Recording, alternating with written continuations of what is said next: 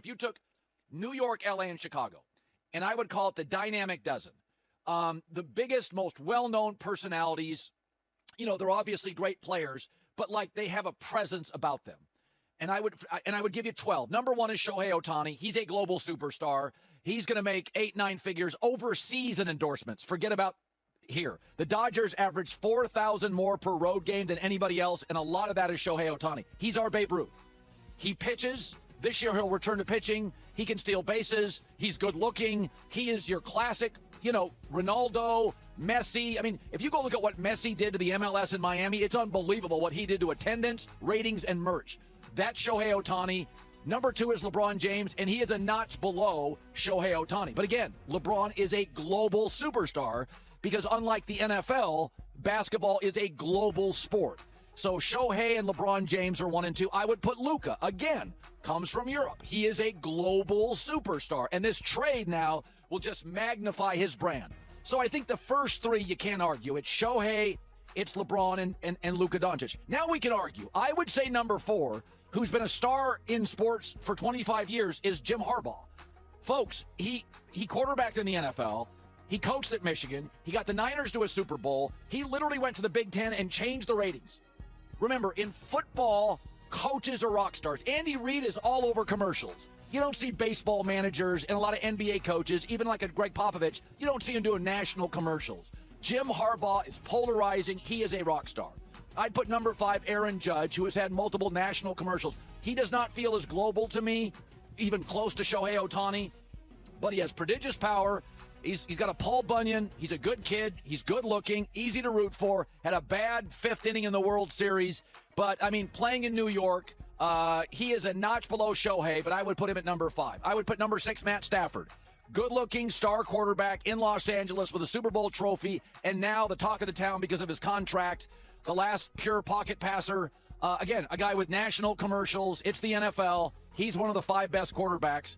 Maybe I should have him above Jim Harbaugh, but Harbaugh has been, a lot of Stafford. He was lost in Detroit for 12 years in a division with Aaron Rodgers and Favre, and nobody talked about him.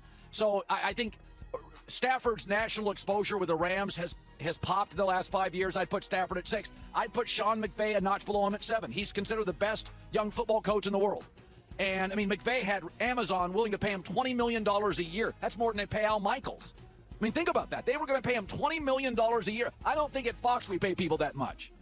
Okay, like for our NFL. So McVay is a rock star, a culture builder. Again, he's telegenic. He's got photographic memory. He's probably the best talker at the podium I've ever seen in the NFL. He's magnetic. I would put number 8, Juan Soto. Now he plays for the 2nd most notable team in New York. But again, he's Juan Soto. There are arguments to be made on any given week. He's baseball's best player. He's patient. He gets walks. He hits with power. He's a star. And because he left the Yankees and went to the Mets, he's now polarizing. And that is a big factor on this list. A lot of people on this list are love-hate. LeBron's got a little bit of that. I think Juan Soto in New York's got a little bit of that. I'd put him at 8. 9, I'd put it Mookie Betts, mostly because he's not polarizing. Now, he's a former Boston Red Sox. I think this kid's unbelievable. 3-time World Series champ. Plays for 2 of the 3 biggest brands in the sport, Dodgers and the Red Sox. Still can't figure out why Boston gave him away. They didn't get enough in return. But, he'll play shortstop. Is he the most skilled baseball player? He can play shortstop. He can play outfield. You could bat him leadoff. You could bat him cleanup. I think Mookie Betts is number 9. Number 10, I'd put Caleb Williams. He's a rock star. Between USC and the number 1 pick, again, this is not just productivity. He's a good-looking kid. He's in front of the mic. He plays in Chicago. He feels like, let's be honest. We said this, you said this, J-Mac, before last year. The Bears were the most interesting team in the league. It wasn't because of Montez Sweat. It wasn't because of Rome Odunze. The Bears were arguably the fascinating football team in the league last year because of one person. It was not Matt Eberflus. It was Caleb Williams. I put him at 10. Number 11, the very quiet, reticent Justin Herbert. Again, Justin Herbert is a quarterback in the NFL and considered one of the 5 best young quarterbacks in the league. The Chargers are the 2nd most popular organization, but I think Harbaugh helps his brand. I think Jim Harbaugh helps Herbert, who's a really quiet, behind-the-scenes kid. I'd put him at 11. And number 12, you may think this is weird, I'd put Rick Pitino in. I think if you ask basketball people, they'll tell you Rick Pitino is arguably behind Red Auerbach and Phil Jackson as the best coach in the sport ever.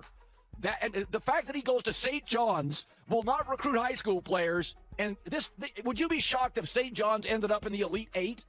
Rick Pitino is just as great, magnetic. Again, major polarizing guy. He's led 5 different teams to the NCAA tournament.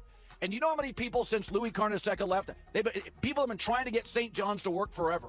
Here comes Rick Pitino. Bam, they're great. So I would say these are the most dynamic. Now, if Rick Pitino was younger, if he was at Kansas, he may be 5 or 6. When Rick Pitino was at Kentucky, Rick Pitino there was an argument, the biggest rock star in coaching in America, and I'm counting NFL. He was everything. And there was about a 20-year stretch, and then he had some personal stuff, blah, blah, blah.